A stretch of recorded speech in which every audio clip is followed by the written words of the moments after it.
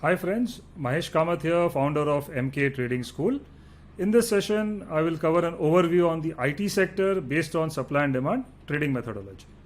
So we'll start with the monthly chart of the IT index. So if you have a look, a strong uptrend, but only thing is it's slightly extended. So you can see some kind of profit booking coming in IT stocks. Weekly, strong uptrend respecting all weekly demand zones on the way up. There is no violation of any demand. So trend on the weekly also is strongly up. On a daily chart also you'll see price making higher highs, higher lows. So daily trend also is intact. Only thing is slightly extended, so it's better to wait for a pullback. Wait for price to come back to the demand zone. So which is this demand area? So you have one pivot level here, which again is part of the weekly demand zone. And another demand zone also at this drop base rally. So let me mark that weekly demand for you. So if you see that weekly demand is tested multiple times, which shows you that it has picked up some buy orders.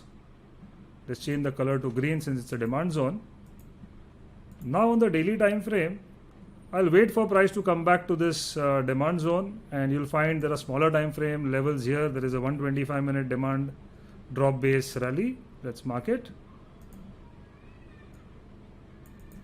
Again a level which is there lower as well. There's another drop base rally. So levels on level on the IT index, which are part of the weekly demand zone. So the way I would like to trade in IT stocks is let the index come to the demand zone levels. So you'll see a lot of stocks also pulling back to this particular demand, and from here we can initiate a few short-term trades to the long side. I would not say for a positional trade because the level is already tested multiple times. So you can look for some DIT trades that last for a few days, but only when price comes back to this weekly demand zone on the IT index. IT stocks, let's have a look at Infosys, what's happening on Infy. So Infosys on a daily time frame, sideways consolidation happening here, and you have a staggered demand level here on a daily chart. You have a RBR formation. Not the best structure, plus you have a lower level which looks better. So I would not be interested in initiating a long at the higher demand zone around 1520, because if I go long here, the previous high is pretty close by, so that's going to impact the RR on the trade. So I look for a deeper entry around the lower demand around 1480. That's where I would like to go long in Infosys. If you have a look at TCS, slightly different picture here. On the TCS chart, price already pulled back to the weekly demand zone. So let's mark that demand for you.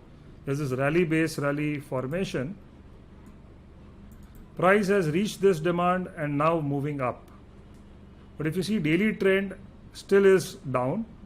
So it's safer for us to wait for a turnaround, a confirmation trade. So I'll wait for this pivot on the daily chart to be violated. So once this pivot is violated, it opens up the room on the upside. Then TCS can move all the way to this drop base drop, daily supply zone.